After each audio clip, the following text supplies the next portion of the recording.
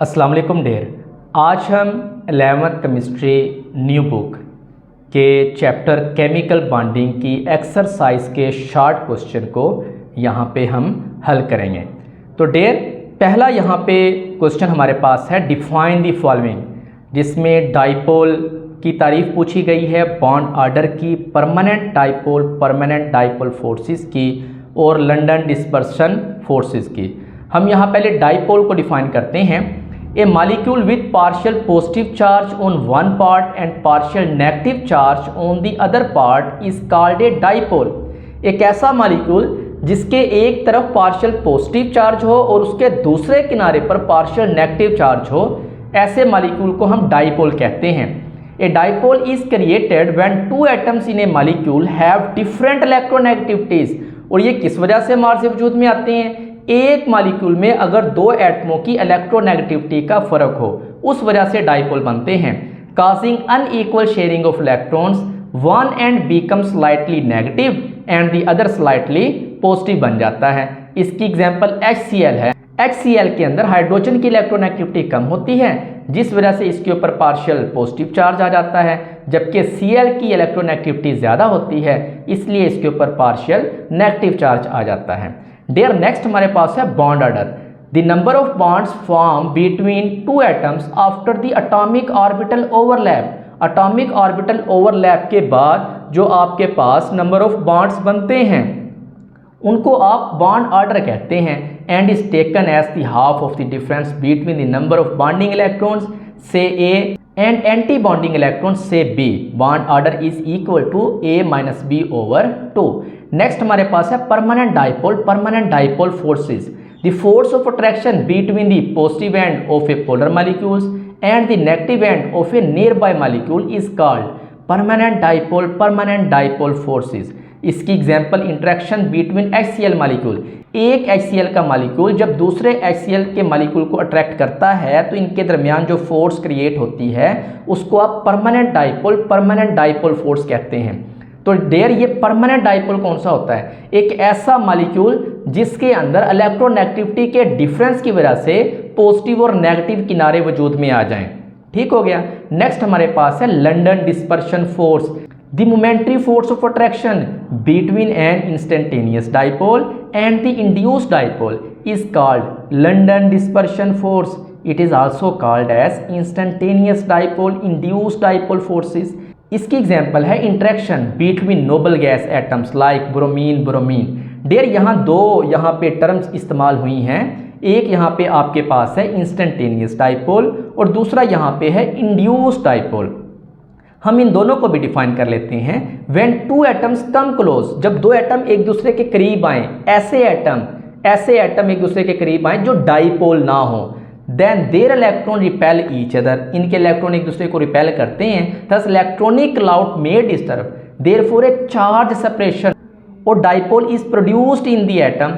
This is called instantaneous dipole. यानी कि दो एटम एक दूसरे के करीब आए तो वहाँ पे इलेक्ट्रॉनिक डिस्पर्शन की वजह से वहाँ पे क्या होता है, वहाँ पे एक मोमेंटरी डाइपोल क्रिएट हो जाता है, जिसको आप इंस्टेंटेनियस डाइपोल कहते हैं, लम्हाती डाइपोल।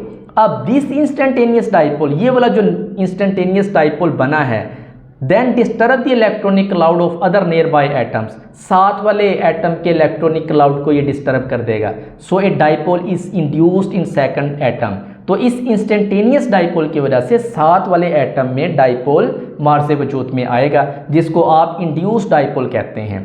नेक्स्ट हमारे पास है draw the Lewis electron dot structure for the following species. पहला आपके पास HCl है, तो यहाँ पे देखें देर, उसने यहाँ पे 5 आपको मॉलिक्यूल्स दिए हुए हैं। इन 5 का आपने इलेक्ट्रॉनिक डॉट स्ट्रक्चर आपने बनाना है। सबका पैटर्न एक जैसा ही है, सिंपल है। सबसे पहले आपने क्या करना होता है, सेंट्रल एटम सेलेक्ट करना होता है। उसके बाद आपने 2 इलेक्ट्रॉन्स जो है बिटवीन दी सेंट्रल एटम्स आपने डालने होते हैं। यहाँ पे मैंने हर एक की डायग्राम भी यहाँ पे लगा दी है, आप इनको अच्छे तरीके से क्लियरली आप इनको देख लें, आपको समझ आ जाएगी।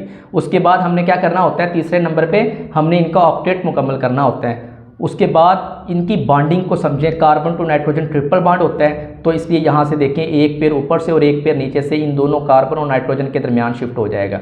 इस तरह कार्बन और नाइट्रोजन के दरमियान ट्रिपल बॉन्ड आ जाएगा, हाइड्रोजन और कार्बन के दरमियान यहाँ पे सिंगल बॉन्ड जो है वजूद में आता है। नेक्स्ट हमारे पास है NCl3, इसमें सेंट्रल एटम यहाँ पे नाइट्रोजन है और क्लोरीन के 3 एटम्स उसके इर्द गिर्द हैं। एक चीज़ अपने जहन में रखें, एक जो मॉलिक्यूल होता है ना, जब आप उसका स्ट्रक्चर बनाते हैं तो हमने क्या करना होता है, देखें ज़रा गौर से देखें। एक मॉलिक्यूल लाइक इस तरह देखिए, ये NCl3 है, इसमें टोटल 4 एटम है। इन टोटल 4 एटमों के वैलेंस शेल के इलेक्ट्रॉन आप काउंट कर लें कितने हैं। नाइट्रोजन के वैलेंस शेल में कितने इलेक्ट्रॉन होते हैं, 5। क्लोरीन के यहाँ 3 एटम है, एक एटम के वैलेंस शेल में होते हैं 7 इलेक्ट्रॉन। तो 3 एटमों में कितने हो गए, 21 और नाइट्रोजन के कितने हैं, 5। 21 और 5 कितने हो गए, 26 इलेक्ट्रॉन। हमने 26 इलेक्ट्रॉन इन 4 एटमों के इर्द गिर्द रखने हैं, इस लिहाज से कि हर एक एटम जो है अपना ऑक्टेट भी मुकम्मल कर ले और स्टेबल भी हो जाए। इसी तरह नेक्स्ट हमारे पास CO है, इसमें भी आपने सेम ऐसा ही करना है। कार्बन और ऑक्सीजन है, ऑक्सीजन के वैलेंस शेल में इलेक्ट्रॉन कितने होते हैं, 6। कार्बन के वैलेंस शेल में कितने होते हैं, 4। टोटल हो गए 10 इलेक्ट्रॉन। तो यहाँ सबसे पहले 2 इलेक्ट्रॉन रखें इनके दरमियान में, उसके बाद ऑक्सीजन का आप ऑक्टेट मुकम्मल करें, ठीक हो गया। बाकी जो इलेक्ट्रॉन बच जाएंगे वो आप कार्बन के ऊपर रखें। इस तरह ये आपके पास इसका स्ट्रक्चर भी आ जाएगा। नेक्स्ट हमारे पास है ओजोन, नेक्स्ट हमारे पास है नाइट्रोजन डाइऑक्साइड। इसमें भी सेम वही पैटर्न आपने फॉलो करना है। ऑक्सीजन के 2 एटम यानी कि 12 इलेक्ट्रॉन इनके आउटर मोस्ट शेल में, नाइट्रोजन के आउटर मोस्ट शेल में कितने हो जाएंगे, 5। 12 और 5 कितने हो गए, 17 इलेक्ट्रॉन। तो 17 इलेक्ट्रॉन्स के ज़रिए आपने इनका ऑक्टेट भी मुकम्मल करवाना है, इस तरह के हर एटम स्टेबल भी हो जाए। देयर नेक्स्ट क्वेश्चन हमारे पास है xenon. Xenon is a noble gas, group 18 की ये मेंबर है।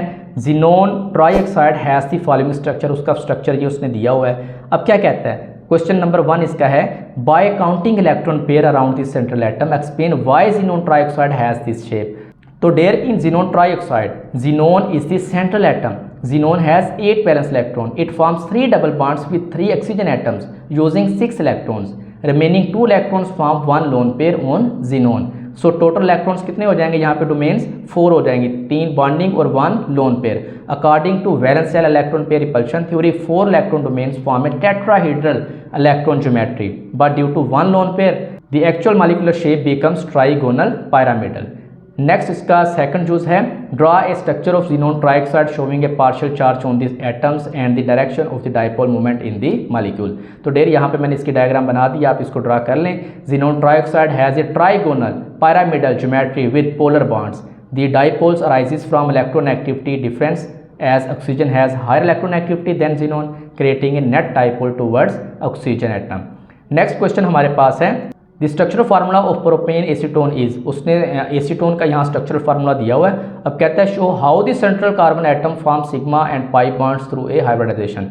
तो डेर यहाँ पे देखें, जो सेंट्रल कार्बन है ये sp2 हाइब्रिडाइजेशन शो करती है ऑक्सीजन के साथ, और इसी तरह sp2 sp3 ओवरलैपिंग होती है इस कार्बन की इस कार्बन के साथ, और ये वाली जो कार्बन है ये हाइड्रोजन के 3 एटमों के साथ सिग्मा बॉन्ड बनाती है. इस तरह ये वाली कार्बन भी हाइड्रोजन के 3 एटमों के साथ सिग्मा बॉन्ड बनाएगी, और ये वाली कार्बन इस कार्बन के साथ sp2 sp3 हाइब्रिडाइजेशन के जरिए यहाँ पे इनके दरमियान बॉन्डिंग होती है. नेक्स्ट इसका क्वेश्चन है, can propane make a hydrogen bond with water when both are intermixed. तो dear yes, oxygen in propane form hydrogen bond with water due to its lone pair oxygen in the carbonyl group is highly electronegative creating a partial negative charge while the carbon carries a partial positive charge. Next हमारे पास है, predict the shape of sulphate borate and triiodide ions according to the valence shell electron pair repulsion theory. तो dear इसके मुताबिक sulphate जो है इसकी shape tetrahedral होती है, बोरेट की शेप होती है टेट्राहेड्रल, दोनों की एक जैसी है, लेकिन आयोडाइड जो है इसकी शेप कौन सी होती है, आयोडाइड आयन की लीनियर शेप होती है इसकी, ट्राई आयोडाइड आयन की. नेक्स्ट हमारे पास है, sketch the molecular orbital picture of pi 2p and pi star 2p. तो डेर आप ये डायग्राम स्केच कर सकते हैं अपनी नोटबुक में या बुक में से भी ले सकते हैं, ये वहीं से मैंने भी ली है. नेक्स्ट हमारे पास है, sketch the hybrid orbitals and bond formation in PCl3 SiCl4 and NH4+, यानी कि फास्फोरस ट्राइक्लोराइड, सिलिकॉन टेट्राक्लोराइड और अमोनियम आयन का आपने हाइब्रिड ऑर्बिटल बनाना है. तो डेर PCl3 की यहाँ पे मैंने स्ट्रक्चर बना दी है, इसमें sp3 हाइब्रिडाइजेशन होती है, पिरामिडल इसकी शेप होती है, 1 इसके ऊपर लोन पेयर होता है फास्फोरस के ऊपर. नेक्स्ट हमारे पास है SiCl4, इसमें भी sp3 हाइब्रिडाइजेशन है, टेट्राहेड्रल इसकी शेप होती है, शेप आप इसकी देख सकते हैं. नेक्स्ट हमारे पास है अमोनियम आयन, इसमें भी sp3 हाइब्रिडाइजेशन है, टेट्राहेड्रल इसकी शेप होती है, शेप यहाँ बन गई है. नेक्स्ट हमारे पास है, the structure of PF3 and SiF4 are given below. Redraw these with partial charges and state which is polar and which is non polar. तो डेयर यहाँ पे PF3 और SiF4 की शेप्स उसने दी हैं। अब कहते हैं इनको दोबारा आप ड्रा करें, इस तरह के पार्शियल चार्जेस इनके ऊपर दिखाएं और बताएं कि कौन सा पोलर है कौन सा पोलर है नहीं है। तो dear phosphorus trifluoride is a polar molecule. In phosphorus trifluoride, the phosphorus fluorine bonds are polar due to the difference in the electronegativity, and the molecular trigonal pyramidal shapes prevent these bond dipoles from cancelling each other out, resulting in a net molecular dipole. Next, in SiF4 यानी कि silicon tetrafluoride, the silicon fluorine bonds are also polar, but the tetrahedral geometry causes the bond dipoles to perfectly cancel each other out, leading to a non polar molecule. Shape इसकी यहाँ पे है, आप इसको draw कर सकते हैं। Next question हमारे पास है, draw the orbital structure of the carbon dioxide molecules in terms of VBT। तो dear according to valence bond theory the carbon dioxide molecule is described as having a central carbon atom bonded to 2 oxygen atoms by double bond. तो ये जो centre में जो carbon होता है ये oxygen के 2 एटमों के साथ डबल बॉन्ड इसने बनाया होता है। The carbon atom undergo sp hybridization forming 2 sigma bonds, one with each oxygen atoms and leaving 2 unhybridized p orbital. These unhybridized p orbitals on carbon overlap sidewise with the p orbitals on the oxygen atoms forming 2 pi bonds, one with each oxygen. Each oxygen atom also form 1 sigma bond with the carbon atoms using one of its sp2 hybrid orbitals and has 2 lone pair of electrons in the other 2 sp2 hybrid orbital. ये centre वाली जो carbon है ये sp hybridisation show करती है और oxygen यहाँ पे शो करती है sp2 हाइब्रिडाइजेशन। तो ये वाली ऑक्सीजन इस कार्बन के साथ एक सिग्मा बॉन्ड बनाएगी और एक पाई बॉन्ड बनाएगी। इस तरह ये वाली ऑक्सीजन इस कार्बन के साथ एक सिग्मा बॉन्ड बनाएगी और एक पाई बॉन्ड बनाएगी। इस तरह कार्बन डाइऑक्साइड का स्ट्रक्चर बनता है। नेक्स्ट हमारे पास है, draw the level structure and tell whether the following ions involve expanded octets. First हमारे पास है perchlorate ion. In ClO4 minus the chlorine is surrounded by 4 oxygen atoms. One common resonance structure shows 3 chlorine oxygen double bonds and 1 chlorine oxide single bond. This gives chlorine 14 electrons around it, which means it is using d orbital and showing an expanded octet. The overall charge on the ion is कितना हो जाएगा ये -1 due to the negative charge on the singly bonded oxygen. In reality, all chlorine oxygen bonds are equivalent होते हैं due to resonance. Next हमारे पास है ICl4-1 tetrachloroiodide ion. Iodine is the central atom bonded to 4 chlorine atoms with 4 single bonds and it also has 2 lone pair. Total 4 bonds हो जाएंगे bond pair और 2 lone pair हो जाएंगे। Total electron कितने हो जाएंगे यहाँ पे 12 around the iodine. Since this exceed 8 यानी कि ये भी 8 से ज़्यादा है, iodine shows an expanded octet using available d orbital. Next हमारे पास है अमोनियम आयन। तो dear in ammonium ion nitrogen N is the central atom and forms 4 single bonds with 4 hydrogen atom. There are no lone pairs on nitrogen. Total electrons around nitrogen कितने हो जाएंगे 8 4 bond pair हो जाएंगे। Nitrogen cannot expand its octet because it does not have d orbitals in its valence shell. Next हमारे पास है triiodide ion. The central iodine atom is bonded to 2 iodine atoms linearly with single जो है bonds and has 3 lone pair. Total 2 bond pair हो जाएंगे, 3 lone pair हो जाएंगे और 10 इलेक्ट्रॉन्स हो जाएंगे यहाँ पे total. This means the central iodine has more than 8 electrons showing an expanded octet. Next question हमारे पास है, the bond between potassium and chlorine is ionic but that between silicon and chlorine is polar covalent. Explain why. तो dear the bond between potassium and chlorine is ionic because potassium is a metal and chlorine is a non metal. Potassium has 1 valence electrons which it rarely loses to form potassium ion, while chlorine gains that electrons to become chloride ion. This complete transfer of an electron creates oppositely charged ions resulting in a strong electrostatic ionic bond. On the other hand, the bond between silicon and chlorine is a polar covalent. Silicon is a metalloid and does not easily lose or gain electron. Instead, it shares electron with chlorine atoms.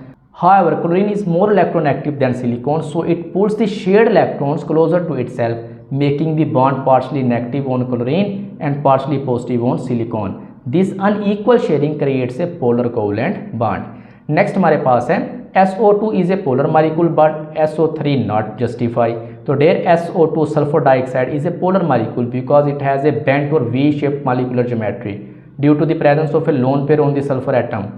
Although both sulfur oxygen bonds are polar, the bent shape causes the bond dipoles to not cancel each other out, resulting in a net dipole moment. This makes SO2 a polar molecule. In contrast, SO3 sulfur trioxide is a non-polar molecule. It has a trigonal planar geometry with 3 identical sulfur oxygen double bonds symmetrically arranged around the sulfur atoms. Even though each sulfur oxygen bond is a polar, the symmetrical arrangement causes the bond dipoles to cancel each other out, resulting in no net dipole moment. Therefore, SO3 is non-polar.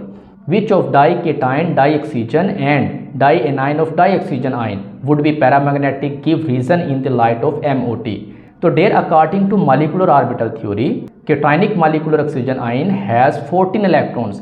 एक oxygen के atom के पास 8 electron होते हैं, तो दो एटमों के पास हो जाएंगे 16, लेकिन चूंकि इसके ऊपर 2+ चार्ज है, इसका मतलब इन्होंने 2 इलेक्ट्रॉन लूज कर दिए हैं, तो इसलिए इलेक्ट्रॉन कितने हो जाएंगे? 16 - 2 14 हो जाएंगे।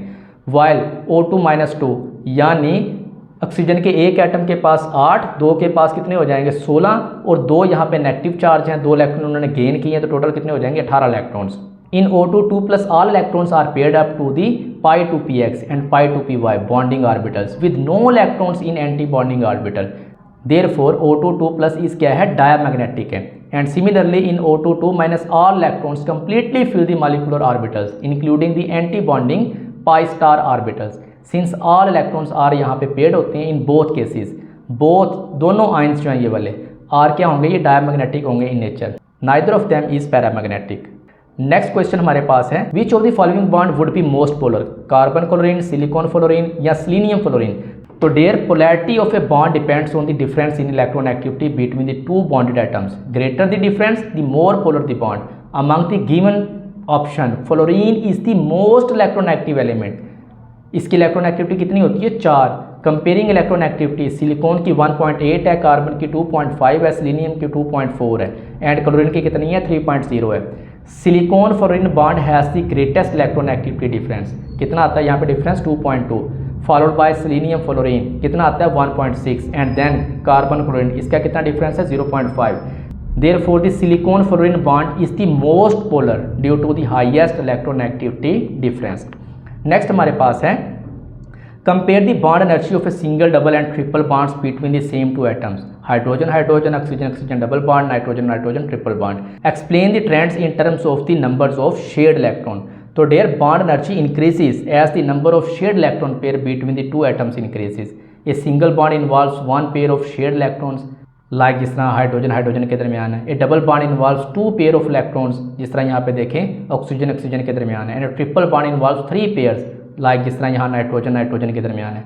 मोर shared electrons means stronger attraction between the atoms, thus higher bond energy. For example, the bond energy of hydrogen hydrogen कितनी है? Approximately 436 kilojoule per mole. Oxygen oxygen double bond की कितनी है? तकरीबन 498 किलो जूल पर मोल. और इस तरह nitrogen nitrogen triple bond की कितनी है? तकरीबन 945 किलो जूल पर मोल है. Therefore triple bond have the highest bond energy, followed by double bond then single bond. The trend is triple bond की सबसे ज़्यादा, उसके बाद डबल, फिर सिंगल बॉन्ड की है, due to increasing number of shared electrons. उम्मीद है आज का लेक्चर आपको पसंद आया होगा. अगर आपको कोई कन्फ्यूजन है तो ज़रूर कमेंट करें, मैं रिप्लाई करने की पूरी कोशिश करूँगा. लेक्चर अच्छा लगा हो तो वीडियो को लाइक करें, शेयर करें और चैनल को सब्सक्राइब करना ना भूलें. शुक्रिया.